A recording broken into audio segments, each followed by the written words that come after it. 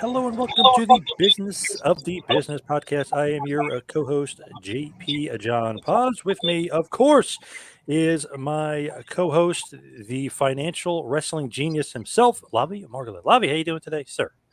Hey, John, I'm doing good. A special day, bringing back one of our most prolific guests, Brandon Thurston of WRESTLENOMICS. Welcome, Brandon. Hello, John and Lavie. It's great to be back. I think this is the fourth time for Brandon, at least on Business of the Business. I know I've interviewed him a few times myself, so a very, very frequent guest. We love him here talking Business of the Business. Am I the most frequent guest? Yes, Brandon has forgiven me for supporting the Chiefs just because I wanted to see the Super Bowl record broken. And it's between you and Brett Lauderdale. I usually do the math before you come on, but I didn't get the chance. That's right.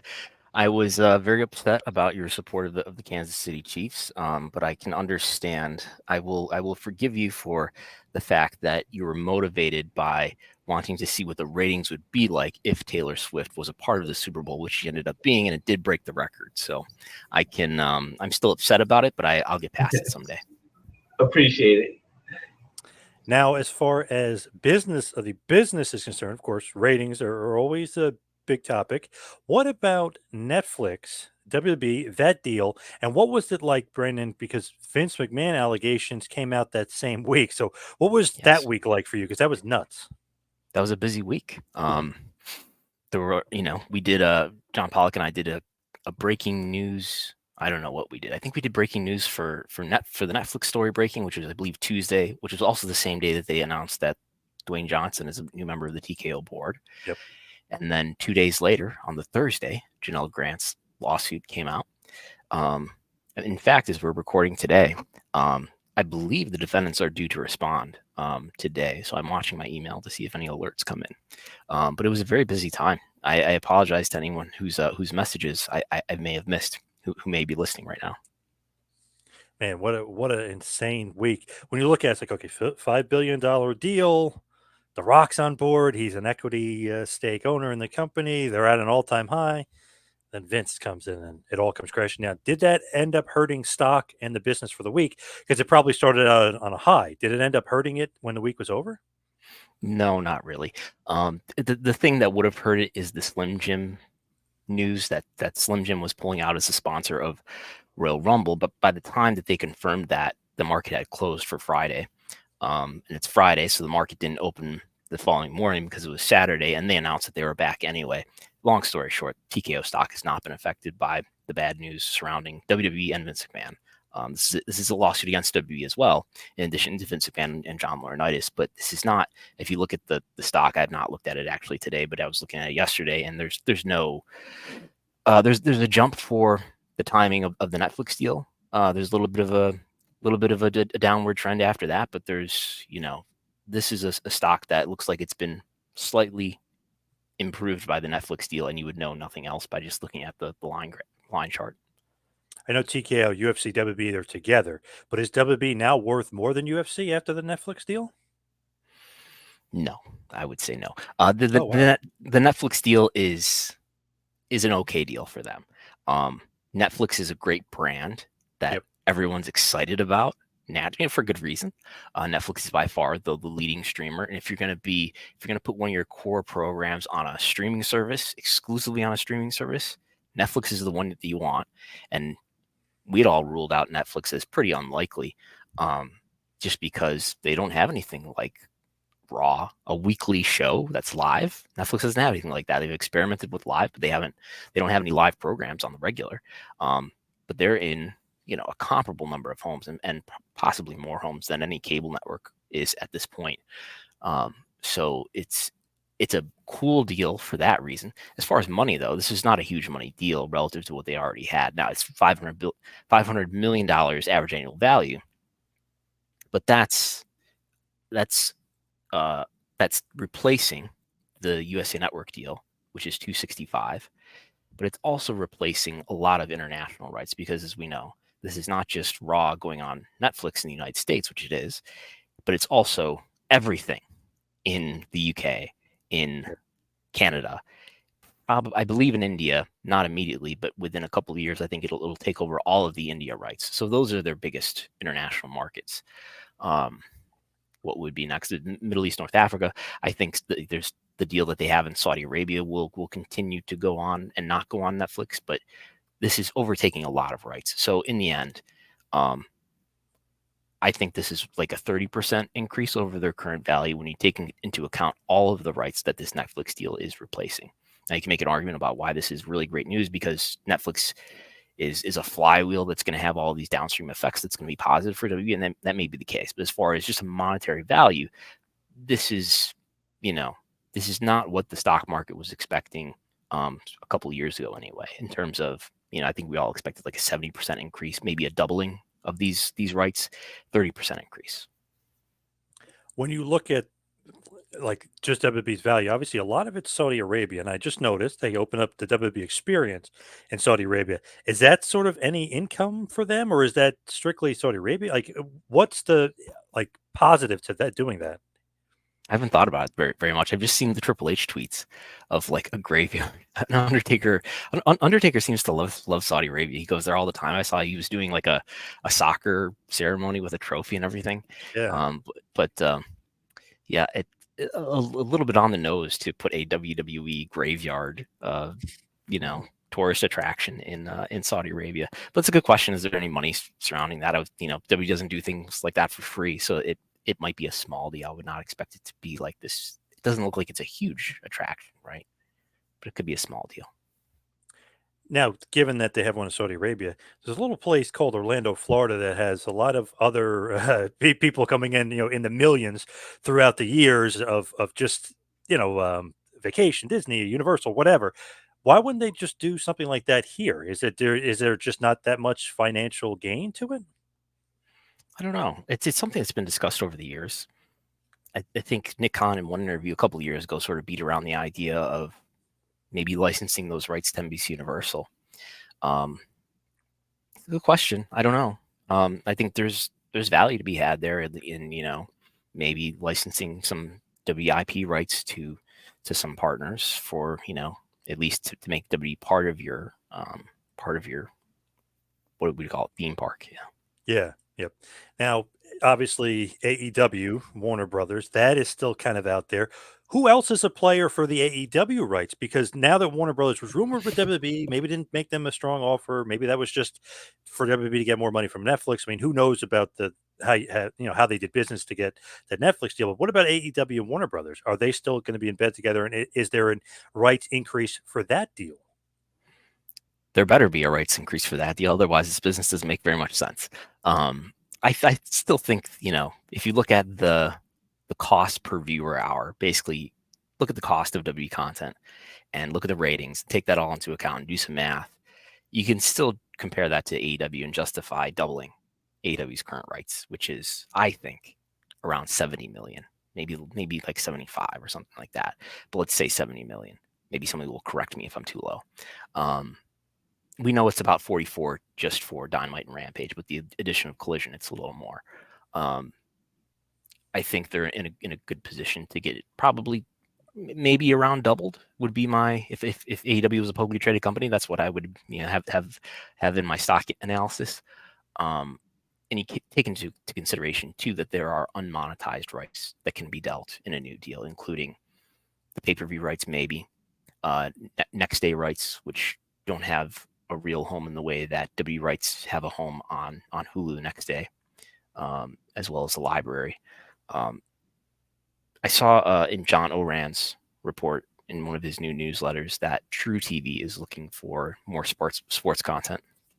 So when I think about a wrestling fan reading that, I think, oh, is Ring of Honor going to end up on True TV? I doubt it.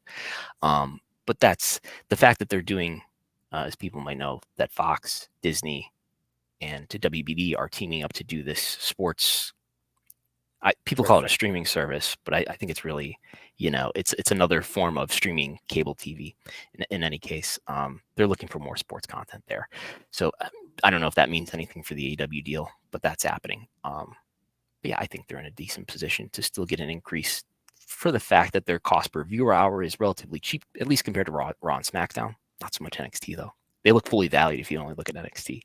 But and the fact that they have rights out here that are not being used, not being monetized in any way. Who else is a competitor for Warner Who Brothers else? to get AEW? Maybe Fox. Fox, the one that would make the most sense, right? Because they decided to let go SmackDown, and you could look at, if you're Fox and you feel like, well, we didn't get the value, we didn't get the revenue out of SmackDown that we wanted to based on what we're paying for it. You could look at AEW and say that's a much cheaper property. And even if you doubled their rights fee, it's still going to be much cheaper than SmackDown was, even in the current term that's ending now. So Fox makes some sense. I doubt Disney. Maybe TKO shuts that door a little bit. WBD. I think it's a possibility that not all 3 shows will end up still on WBD. I would be shocked if none of them ended up on WBD. But I could see Dynamite or Rampage ending up with WBD and one of the other shows going somewhere else. I think it's really interesting. That trifecta you mentioned, Warner Brothers, Fox, and ESPN, them doing the streaming cable thing, would that actually hurt whoever is in there as far as sports are concerned? Because I heard the NBA was upset because they're worth more on their own than they would be in a group of all other sports, meaning that, hey, we've got hockey, we've got football, we don't necessarily need the NBA to make this thing work. Would that make WBD value AEW less or value UFC less, that there's so many sports going into this trifecta? So what do you mean on their own? Like, let's say it's just them on TBS or TNT, whatever, just NBA on that station. Does that make them more valuable if they're kind of only on one network rather than this trifecta, which has a million other sports on it? Well, my understanding is that like TBS, TNT, ESPN are still all going to exist, and they will be channels on this service. So it'll be like Hulu Live TV, YouTube TV. Interesting. But it'll just be a limited number of channels. It'll be ESPN, ESPN2, ESPN Plus will be a part of this. TNT, TBS, True TV, Fox broadcast, ABC broadcast, FS1, FS2. So you'll be able to flip through the channels. So you will be able to watch Big Bang Theory reruns because you will have TBS if you subscribe to the service, right. Assuming the federal government doesn't block it. I have a friend of mine, by the way, that's obsessed with the Big Bang Theory being the lead-in for AEW, and whoever comes out first always gets, like if you look at the rating, wow, Moxley's a huge draw. Orange Cassidy, he always messages me, goes, after reading your report, he always sends me a picture. He goes, Moxley's a big draw, not Big Bang Theory. Like, we kind of made a joke about it. Mm-hmm. How much of the lead-in is really Big Bang? Because it always is like a million, and then all of a sudden it's down. It's huge. And it obscures my ability to analyze the first 2 quarters of Dynamite. I think it's really strong, and it puts a lot of noise into trying to analyze those first 2 quarters for sure. It's good to have, though. I mean, you want that. You don't not want that. You want a ton of viewers who are maybe not accustomed to your product to try it out. Definitely. Is the perception of wrestling changed at all as far as mainstream, you think? Since when? No, I don't know. Well, now that they're getting these huge deals, they're on Fox, they're on Netflix, they're getting $1 billion deals left and right. They're on Peacock getting $1 billion deal. Do you think that it's more mainstream now, or the perception of wrestling has changed to make it more mainstream?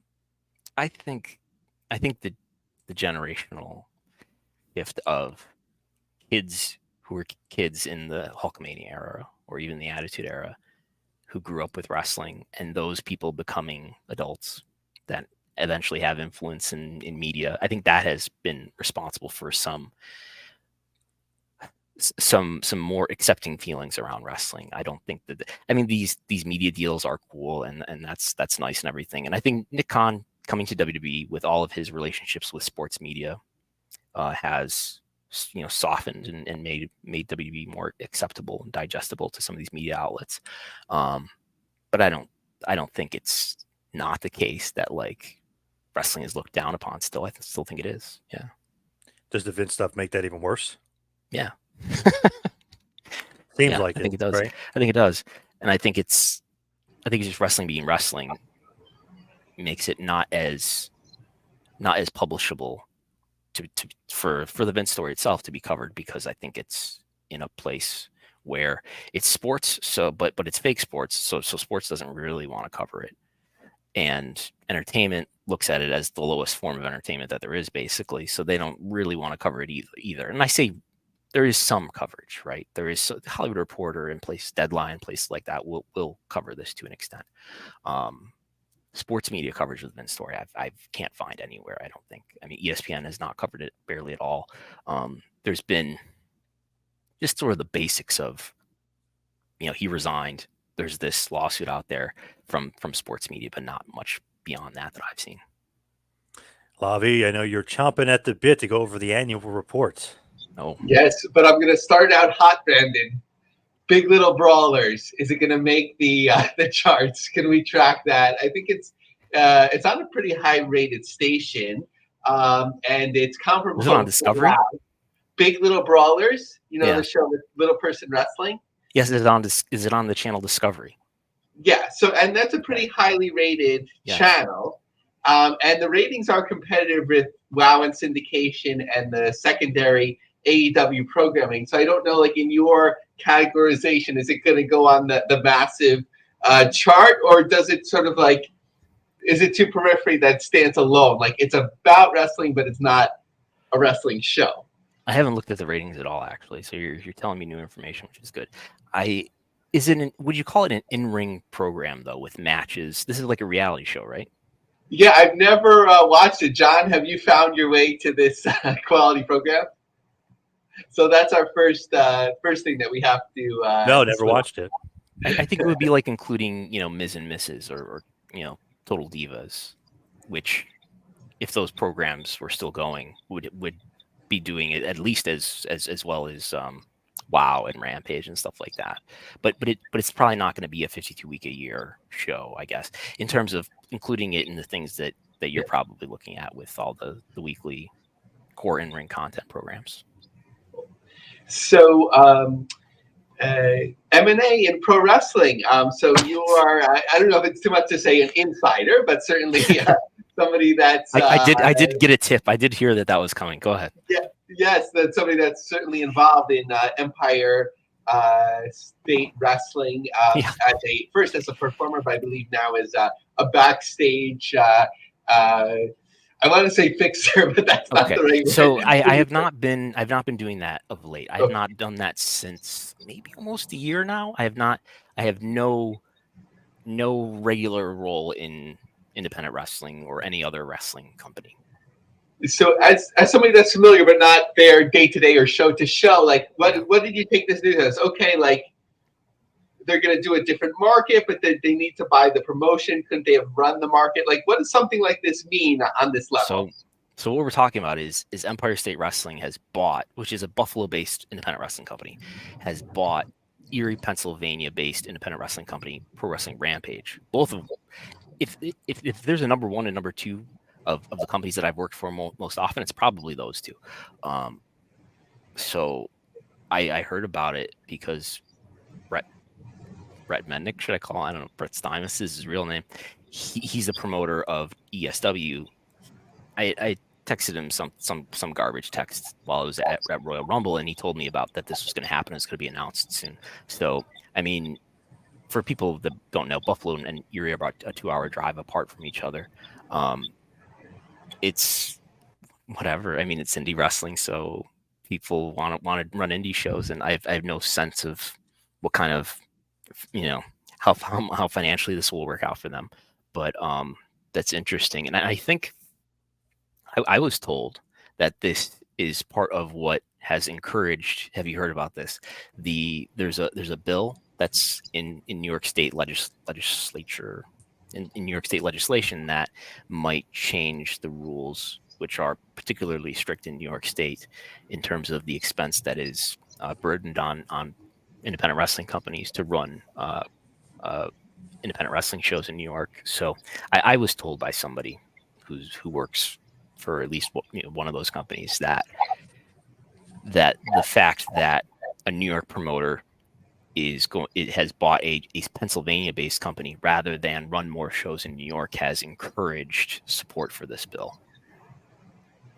Yeah, not only have I heard about it, it's in the notes, and maybe I got a heads up from the same person from Yeah, DJ. you probably did. Yes, I told him to make sure you knew about it. Yeah, so Senator Patrick Gallivan is now co-sponsoring this bill. So just quickly, without belaboring the language, they're conducting a review of the need for regulation of pro wrestling. Consider the extent in which the organizations that infrequently sponsor or host a professional wrestling requires regulation at all. Consider which wrestling events that do not involve competition require regulation. Examine regulation in other states and consult with pro wrestling participants, stakeholders, and other entities. By November 1st, 2023, the Commission shall submit its report detailing its findings and recommendations under this section, the need for regulation, if some form of regulation is recommended, the minimum qualifications and oversight required to meet the regulatory standard. And it's also open for comment for those that want to go and register with New York to comment on the issue. But it seems like they're, by the language that they're leaning away from it, right? Like, is it even needed? And if it's needed, how can we do it in a minimal way? To me, like, I know, and I'd love to hear what you think because, you've been involved in this to different degrees, but as a performer and so on. But to me, when it's done right, it means protection. And that, sort of the deregulation of pro wrestling from the McMahon push in Pennsylvania and New Jersey and so on, like, to me, that opened up things to a more dangerous level. I don't know if things would tip one way or another at this point in independent pro wrestling, but not necessarily you have to take a stance, but are you for or against? But like, what do you just think about this? I think it's an excessive financial burden that's put on New York promoters because of the commission. So just to briefly review my understanding of what the expenses are that are caused by the commission onto promoters is you have to have an ambulance there, which is a relatively new rule. And that costs money. The promoter has to pay for the ambulance. You have to pay for a doctor to be there. You have to pay for this combative insurance, which is particularly unusual relative to other commissions in the U.S., which is several hundred dollars per show. So, I mean, those are the big ones. You have to pay for a bond every year. You have to pay for a license every year. I don't know. I think like I've never heard of the combative insurance really being used in any way that I remember, and that I remember there being a beneficial story around. So I think it's an excessive requirement. I guess we think about like what could happen at wrestling shows that we should try to prevent. What's the cause for regulation? I mean, people can get hurt. Obviously, people can get hurt very badly in wrestling. It's good to have a doctor there. Maybe it's the right thing to have EMTs there, to have an ambulance there. There are rules about blading. I think it literally says in the handbook, no blading, gigging. All the terminology is used there, so it's clear what they're referring to. But like, tell me, Lavie, like, what are your concerns about like things being not safe if there's not a particular kind yeah of so if you don't have to submit any medical forms, can somebody come in the ring with hepatitis or other bloodborne transferable illnesses or things like that? Does somebody need a minimum level of training? We saw all the way in Africa this week, I think the Democratic Republic of Congo, WrestleMap, who's also based in Western New York, reported that Ngamba died in the ring. But as we that happened in the ring, I didn't know that. Wow. Yeah, from what I understand, it happened in the ring. The ring is actually, it looks like it's made up of a carpet. So like we were sort of celebrating. I'm not to paint the whole continent, but right, for like a week we were celebrating. Like, look at these in a different promotion. Look at these wrestlers, and they put some string and they're having a good time and whatever. But the dark side of it is in a different country but on the same continent that there's people that might not be trained properly and might not have the appropriate ring structures that can actually die. So like, should there be like I don't even know if the Athletic Commission looks at it. Is there a certain standard in terms of like structure of the ring, padding used, ropes, and so on. I'm sure there's a lot that falls on. I think that there needs to be some sort of regulation. I don't know if it needs to be an athletic commission. And then I think that there's certain things that just happen at athletic events. I don't know what the minimal standard is, even for like a high school football game these days, but an EMT, defibrillator, somebody that knows CPR, those sorts of things. Yeah, I have been at events where representatives from the commission, which are sometimes there and sometimes not, they do look at the ring. I do remember one time a commission representative being concerned about a cage match and that the cage would not, stay up. But I think there are states that do blood testing. New York does not do blood testing. I'm not opposed to that. As far as requiring training, in theory, yes, I think there should be a minimum standard for training before anybody gets in the ring. I just find that very hard to define, and I find it I imagine it would be very prone to corruption in that, like, who gets to, how would you propose determining whether someone is legitimately trained, or do we have like certified trainers? It just sounds like, it's not a government entity trying to understand pro wrestling, and certify and standardize pro wrestling training sounds like a disaster waiting to happen. So, Brandon, this actually opens the door for something that I don't think that you talk about very much. I think you're a very humble person, and you have different worlds in pro wrestling. But if it's okay, I'd love to take a moment just to have you reflect on the career of Daniel Garcia, who you've been a part of training and have wrestled, and just sort of like a proud, maybe a proud uncle sitting back and watching week to week. What are your thoughts? Yeah, it's always weird to watch him on TV. Well, so sometimes it's weird to like imagine. I was watching the thing with Adam Copeland the other Saturday, and like he's like in the ring with Edge. It's surreal. I think he's we text now and then here and there. I think he's just really, really well positioned to do well in wrestling because of a lot of factors that he came to us with, that we taught him how to wrestle. But he's I imagine, I've no strong, nobody's told me this, but I imagine he's a good person to have in the locker room, in terms of he's just a good person to get along with, and he's young, but I could see him being sort of a locker room leader type. He's a reasonable person. He's respectful. He's friendly. So I could see him. People like that tend to go a long way, and people who are assholes tend to not go very far in wrestling, despite their ability. There are many stories of that. But I think he's doing well, and I am always conscious of like the conflict of interest around like talking about somebody who I trained and now is an emerging star in wrestling. But I think he has a lot of tools to go very far, and I don't think I say that easily. Great, thank you. Appreciate you, touching on a subject that you don't have the chance to as much. Corey Leff of John Wall Street. Yes. Actually, I think I learned his name just recently when he appeared on the show.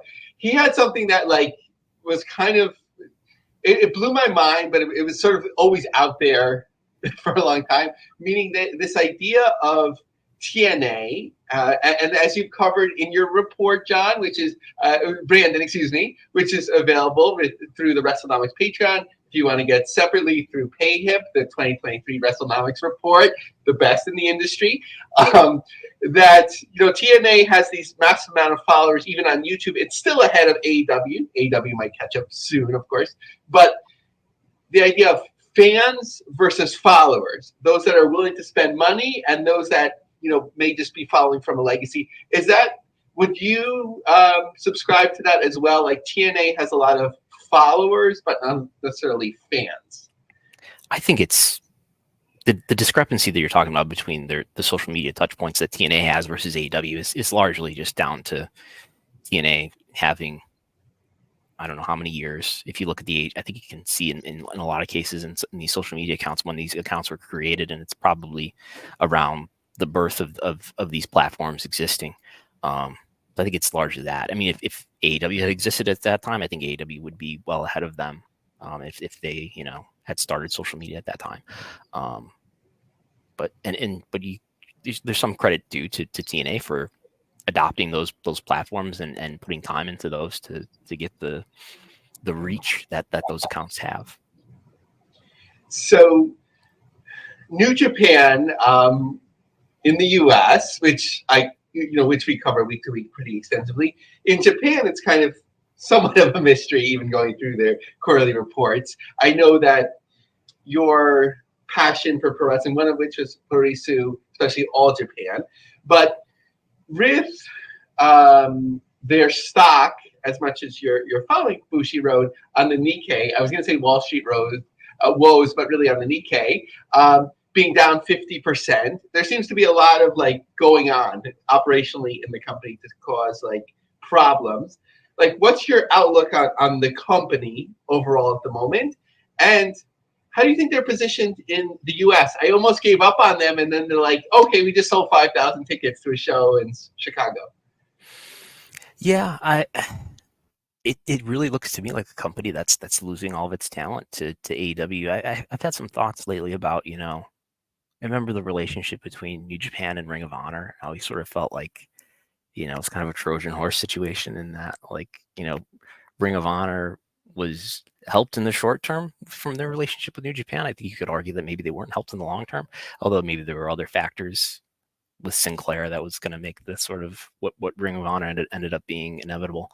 But it kind of feels like it's vice versa in the case of New Japan and AEW, in that Okada is going to AEW, Will Ospreay is going to AEW. It's probably, I mean, I'm not the best person to talk about New Japan, but it's probably going to be a different era for New Japan in terms of there might be a limit to how far certain talent will go with them. If we're even seeing Japanese talent, Japanese born talent like Okada go over, and Nakamura years ago went over to other bigger US based companies. But they're definitely in a position where they need to create stars, and they have some younger wrestlers who, you know, people look to be the stars of the future that really need to start stepping up and being given the opportunity to step up. So in taking or utilizing probably WrestleTix data in terms of events for AEW, sort of like as a different comparison point. So it seems like now, if we can look at maybe like just a couple events, you know, recent events as an example, like maybe New Japan in the US, if they promote it at its best and they use AEW talent, that they can be above the lowest drawing AEW shows. Is that sort of like the best way to like categorize it hierarchically? Like New Japan, in terms of its best, biggest guns, using AEW as well, can be just above the bottom level AEW show, but then AEW will be above that for other shows. That sounds right to me. As I'm looking here to see, do you know off the top of your head what the New Japan advances at the moment? For Chicago, it's 5,000. But one of the qualifiers seems to be that when they were doing this in these waves, when the first wave sold out quickly, the second wave, it looks like a lot of ticket brokers were like, okay, let's get in. And it's over, I think it was over like 1,000 tickets that are just ticket brokers. And now that they have the third wave, which is the upper deck, and that's selling slowly, I think like 200 tickets a week. Yeah, I mean, there's clearly some novelty value for hardcore wrestling fans to come into Chicago if they're not already there and see an occasional peak show that is the authentic product that they watch on streaming that they can't see elsewhere. It does make you wonder, like the movement of Okada and Ospreay over from New Japan to AEW. Like, yeah, it's probably the long term good thing to do if you're AEW. In one case, though, like what's the value of Forbidden Door if you've already got all the top stars who were the novelties in the first two pay-per-views of Forbidden Door. You know, what are you going to have left this coming June when they do Forbidden Door again? You got Naito over there, I guess, still, and there are others. But my point is the major stars are now your own full time. So I believe you had an article about this at the same time that we were talking about a lot on the podcast, which is like, who is number 3, you know, in the U.S. and like sort of I think you could look at it like so many different ways because everyone has like a different business model and everyone's succeeding or challenged in different ways, right? GCW has this like ongoing touring, you know, crisscrossing the U.S. and even the world in terms of smaller shows, smaller theaters, even coming, you know, to Rochester soon, Brett's original hometown. And they have the Fight Plus deal, but we don't know what that really means, but it just does seem to allow them to do more. New Japan is here, you know, they're under TNA, right, with Access, certainly just half of the ratings. They can do a few big shows, but that's sort of with the blessing or sort of contractual balance with AEW. And then you have TNA, which, you know, is under this corporate umbrella. And they have week-to-week ratings. They Eventbrite actually revealed some data, which I ran, which is that for Eventbrite shows which would be less than those when they run on Ticketmaster. It's been 200 people at each show on average the last 2 years. TNA people immediately got mad. But I'm just like, I just ran the numbers. Right? So, how did you get access to that data? Like, okay, what did they put out? It was just like when you go to Eventbrite and you look at a wrestling promotion, sometimes they gift you with data. So for GCW, they've gifted us to say that 38% of the people that buy tickets are return buyers. MLW, 24% are return buyers. But for TNA, one day they gifted to say like, it was like 17,000 tickets sold. So I just looked at the past events, which might include meet and greets or whatever.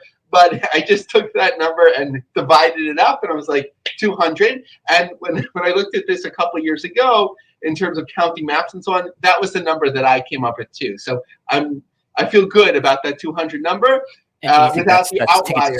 Sold, not just distributed. Yeah, so Eventbrite would be sold. I'm sure on Eventbrite there's probably something where you can probably get a ticket without buying something, but I don't think that that's been the case with TNA. So this is like in their database, this is the total number that they have. Okay. And so we think it's about 200 per show for TNA. Yeah, 200 per show. So as my students know, a long roundabout way to get to the question again, which is, who do you think is number 3 in the U.S.? What's the measure? Well, like, what's an appropriate measure for that? I know that's the problem because everyone has a different measurement. I guess there's, to the average person, name recognition is probably kind of their gauge, right? And that's TNA because it's in large part because it's been around so long. If you think about TV ratings, wow, no pun intended, wrestling's number 3, right? Because there's no other. WoW is averaging certainly well above what Impact and New Japan were, but I would not call WoW the 3rd promotion, right? Certainly in terms of name recognition, in terms of they feel like just a syndicated program at this point. And I've never heard anybody talk about WoW really, you know, outside of, I don't know, outside of our discussions. Yeah. I would say outside of me. Yeah. So if we're thinking about ticket sales, New Japan can do Wintrust Arena and distribute 5,000 tickets for this show, which is, you know, when's the last time TNA did that? What's the biggest TNA attendance ever? So I think was that in a very TNA-like fashion, I think it was the Astrodome. So they had a big attendance, but it was in a massive place, so it didn't mean anything. Let me see if I could get. Was this with the when they had some of the Von Erichsen? No, this was like older, like with Sting years before, sort of like that peak TNA year. So there's the like UK attendances, so you could like say like 10,000 or whatever, but like in the US, I believe it was 7,200.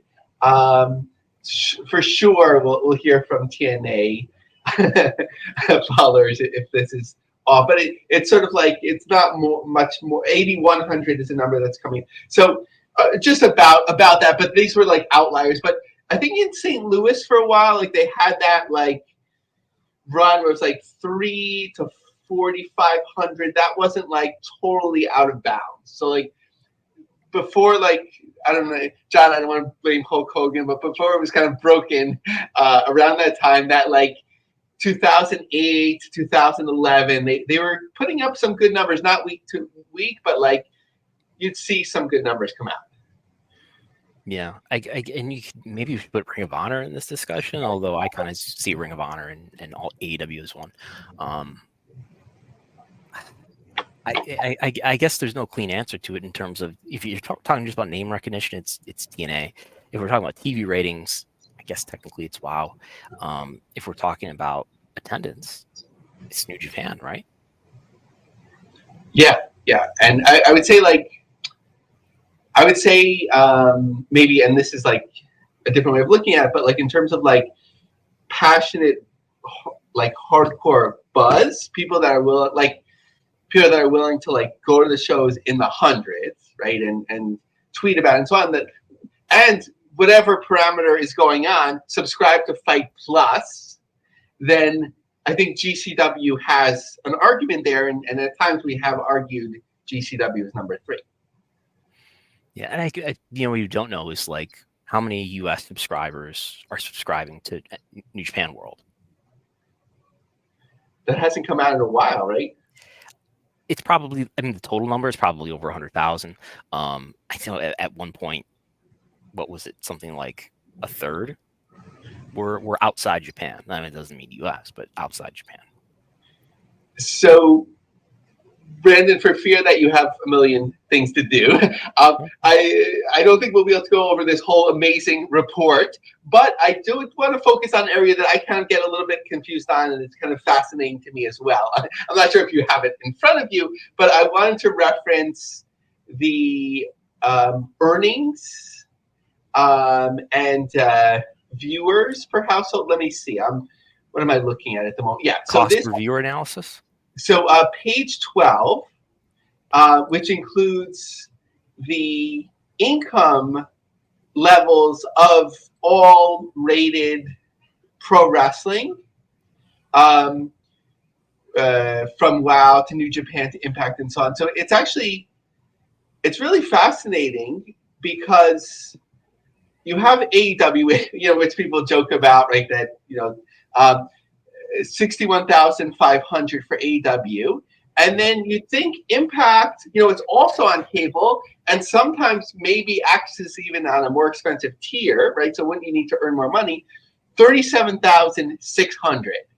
So that's a pretty stark difference, because I would think like a WoW, right? It's over the air, so if you're not going to spend extra money, you just watch it. So WoW earnings but they're still above Impact. So why do you think there's like such a discrepancy between an Impact and an AEW viewer earnings?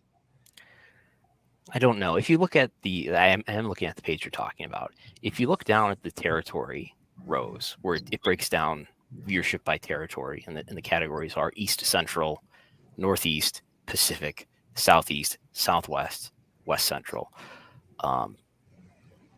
When I first got this data, I looked at it, and you get it's in a lighter way. It's sort of I don't know if you guys have heard the dichotomy between Succession, the TV show, and Yellowstone, where Yellowstone is by far like the most watched scripted show today in the U.S. But it gets probably a fraction of the media coverage that Succession gets, because of the subject matter of Succession and what people call coastal elites, like Succession, and they don't like Yellowstone as much. And I think maybe there's something similar happening with AEW in that there's like people on the coasts watch AEW disproportionately relative to WWE or other companies. I think there's maybe a regionality to it that may be a part of that, or a city rural divide that might be a part of that. Actually, that's fascinating because 61,000, of course, it means something everywhere, but in metropolitan area New York City, it doesn't go very far. Quote, I'm holding up my quotes in case you're listening on the podcast. It doesn't go very far compared to what we think about, like in terms of the Midwest or even, different parts of New York State and so on. Yeah. So like, maybe it has to be like, if you want to buy a house that you can afford, move to Buffalo. Yeah. So maybe it has to be like, again, this is the premium content, right? Like that it's, you overlay it, what's the earnings per region, and then like, okay, like what are people really earning? But also advertisers that are buying a national ad, they want people that are earning a certain amount of money, right? That's really why it's important what it comes down to. Maybe. I mean, all we have is the numbers and we can extrapolate ideas on top of them. But yes, and they are certainly used for fodder for, the tribal warfare between W fans and AW fans. The meme where like there's the AW fan eating the triple cheeseburger. Like he's in a real meme. Are you talking about a real meme? Oh, I mixed up the meme and the images, right? Maybe it's just an image. But I was like, they're like, he's in his mom's basement. But I was like, yeah, but he's earning more money than the other fan. But awesome. This is so helpful. Let me turn over to John. When you look at WWE right now with WrestleMania, do you need Rock in the main event to make the most amount of money, or is it okay that Cody Rhodes is in the main event because necessarily you could say it's probably already sold out both nights? What's the incremental value that you get if you have Rock versus Reigns versus as opposed to Cody versus Reigns? What's the difference? You have more people watching on Peacock. So maybe that means you have more advertising and sponsor revenue, maybe. We're not in the pay-per-view business really anymore. I bet there still are some people ordering WrestleMania on pay-per-view, but primarily we're not in the pay-per-view business anymore. So I don't think that's worth entering into the conversation. Do you sell more tickets? Maybe slightly. I mean, most of these tickets are already sold. Right. So I see a greater long-term value in putting Cody in there because you're servicing your fans who you're going to generate money from for years, who are upset and feel just disgruntled about the notion that you've been teasing us with this story for like 2 years and we want the payoff and you're not going to give us this payoff. So yeah, I think it's the better thing to do to put Cody in there. How do you feel about Cody's crybabies? Do you like that? Do you not like that? Does that sell some T-shirts for The Rock? That's fine. I mean, like I think Rock gets it in that he's got an opportunity for some heel heat here, and I'm sure there are no shortage of annoying people on social media going after him. So why not? If it's leading to, I don't know where they're going storyline wise. If this is leading to a tag match or what. I sure hope Dwayne Johnson isn't planning on doing 2 matches because I feel like all of his muscles are going to explode on match 1, and he's not going to be able to perform the next night. Right.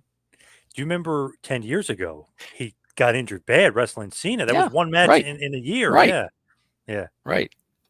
Yeah, I think and he's not getting any younger, so I can't imagine they're planning for more than 1 match with him. They got to somehow make sense of this, though. Cody's got the title shot, then he doesn't have the title shot. Now he's back in. This is bullshit. All this, they got to make sense of all that. Yes, and most importantly of all, it's got to distract from the story around Vince. Now, I was going to ask you that as well. Does that also play a factor into The Rock being such a big part of the programming? Distract? Hey, look over here. That kind of thing? I think it's definitely happening. Whether how intentional that is, how premeditated that is, I don't know. I have thought about the timing of all this. The timing of all this is possible. I mean, you look at. I mean, you can even add Kevin Dunn's exit into it, and I've no strong sense other than circumstantially the timing looks right. He leaves at the very end of the year. He's one of Vince's closest allies, right? There were issues apparently based on Mark Shapiro going out to a media conference and saying, my production chiefs are fighting with me about cost cutting. Yeah. Yep. So there's I'm sure there's other factors, and I don't know that the Vince thing is a factor at all, but it could be. And then you have the Observer reporting that on January 3rd, the deal was made for Rock to do WrestleMania. It's not inconceivable that Vince and WWE didn't have a heads up by that point that sometime soon there's going to be a lawsuit dropping. Now nobody knows the details of it, I imagine, but I don't know. I mean, I guess maybe they could have gotten a draft of the complaint. I don't know. But I do see it as like, I could see it being the case that, we know that bad news is going to come out, and wouldn't it be good to have Dwayne Johnson as one of the public faces of this company? The most conspicuous thing to me, beyond the timing, is the deal that Dwayne got to be on the board. $30 million in equity, all of his IP. And we talked about this the day that happened, which is 2 days before the lawsuit comes out. That's an enormous deal. Well, I as an investor, I would be, which I'm not an investor, I would be like, why are we giving away IP, and why are we giving him $30 million? He's qualified to be on the board. We're not doing that for any other board member. We're not giving them $30 million in equity and the commensurate value of The Rock's intellectual property. Why are we doing that? If they were over a barrel and they really needed some help, maybe that's why they did that. I don't know. Maybe there's a conflict of interest in having Ari Emanuel, who's worked and represented Dwayne Johnson throughout his movie career, negotiate that deal with Dwayne. I don't, but I think there are a lot of questions around that. Ari also was Vince's agent too, so very interesting. His involvement, what he knew or didn't know about all this stuff is I mean, it's all speculation, but it's very interesting to try to figure out what's going on with that. So did Ari work like as a talent agent for Vince? Yeah. For I think 20 years or 25 years, something like that. Yeah. Okay. So like what deals would that be associated with then? I don't know, because it said that Vince was doing, I guess, some sort of other outside ventures, but I can't think of any other than some businesses. The Vince McMahon movies. I haven't seen those. Yeah, exactly. But it was like WME, which was Ari, whatever. He like represented him for 25 years. But I was thinking, it's like, well, representing him for what? Like, necessarily, because he's not out there as, Are you sure they weren't just referring to like Endeavor has had various partnerships with WWE in terms of they do the on location, the travel packages with WWE. They've been doing streaming. Maybe they've had other associations, but was it? I could have sworn I read it was Vince. It was Vince and him that was his agent for 25 years. So for whatever reason, I don't know what he would need him for, but other than a strong business partner or a strong alliance. Yeah. When you look at The Rock, like you were saying with that deal, he gets his IP, everything else. Does that mean he also has creative control, brother? You know what I mean? Is he also calling the shots creatively? I don't know. We don't have anything that looks like Hulk Hogan or Bret Hart creative control disclosed as part of this. He's a member of the board. Does that make him outrank certain people like Paul Levesque? No, not necessarily. It does give him some additional influence, but a board member is there, in my understanding. He's an independent board member. He's not an executive. I know this is something that I think people get easily confused, right? Is being a member of the board is not the same thing as working for WWE full time or being an executive. Some executives are also board members, including Nick Khan. But a board is supposed to be made up of largely independent members who don't work for your company full time, who are supposed to be able to judge this company independently and decide whether the CEO is doing a good job and decide how much to pay the CEO and advise the company on how it should be run. Now, does he have influence over Ari Emanuel, who does outrank Paul Levesque? Perhaps.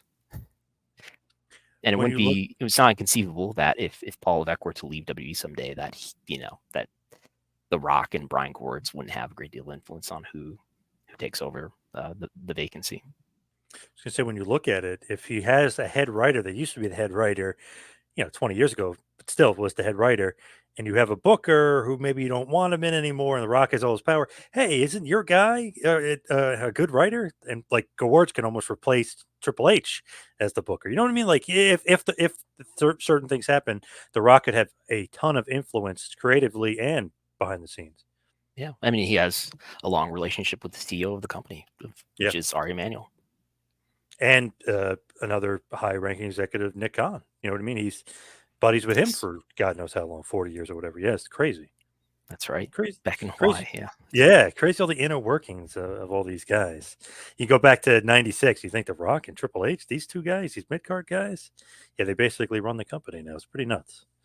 But as far as WrestleNomics and the annual report, where can everybody see it and what can they look forward to when they're reading this? The report is on PayHip. So if you go to, there isn't a great way to link this. It's on WrestleNomics.com on the right-hand bar. But you can also just get access to it if you're a subscriber at patreon.com/WrestleNomics. But it is a 37-page report. It's basically a good summary or introduction to the wrestling business. I think it's especially good for people who are not necessarily wrestling fans. We're probably not listening right now, but people who are not necessarily wrestling fans and they just want to understand the business for business reasons or for some reason to understand what they're getting into here. But it goes over mainly WWE, AEW, some New Japan, and a little bit of TNA, going over TV ratings, going over TV rights fees, attendance, social media, and going over the demographics of all the TV ratings, and giving a little bit of a look too into the wider media landscape in terms of household coverage of all the networks that are now hosting wrestling content. And I have been asked of our listeners. Sorry, Brandon, I didn't mean to cut you off. That I'm looking at the WrestleNomics Patreon right now, and as of this recording, it's $8.93. So Brandon, to get Brandon back, right? He's been here so many times. We have to show him the power of the business podcast. So a week after this drops, we want to see that 900 or above. That is a total number. Well, this would be like the W Network saying we've got so many millions of subscribers and we're including the free ones in there. Patreon has started to do something different where they're like they're letting people follow Patreon accounts. So if you're posting public stuff, which I sometimes do post public stuff, but so the number of paid subscribers I have is like 650 roughly right now. So 660. That's what we're aiming for. Don't just go for the free one. You know, it's not everything's a free lunch, people. I got to reveal this though, Brandon, because you mentioned something before. Lavie, sorry, I have to do this, but there is one person on here that will be ordering WrestleMania via pay-per-view, and it's not me or you. So he will order traditional means. Yeah, Brandon, I'm not sure if you heard the episode, but I ordered the Royal Rumble via traditional pay-per-view. My son was like so shocked about what this was. He immediately reported to my wife that I spent $45. So it's only $45. Yeah, on Optimum, the Dolan service. Okay, interesting. So if I order, I could probably only get away with one night. Brandon, where can everybody follow you social media wise? You can harass me on social media at Brandon Thurston or at WrestleNomics. I have a TikTok now for WrestleNomics. That's the big thing. I think there's less than 100 followers on it, but there are ratings. If you choose to get your ratings from some means other than formerly known as Twitter, X, then there are ratings. The same rating. Well, the basic ratings information is on Instagram as well as TikTok. Every day, it's out there. I love it. And you can follow me at 2Man Power Trip on Instagram and X, if you will. Lavie, what about you? Follow me on Twitter or X, right? Lavie Marg, LAVIE MARG, and join our Business of the Business LinkedIn group, the best business group of its kind on LinkedIn. All right. Thank you, everybody, for tuning in. See you right back here next week for a little Business of the Business. We'll see you next week, folks.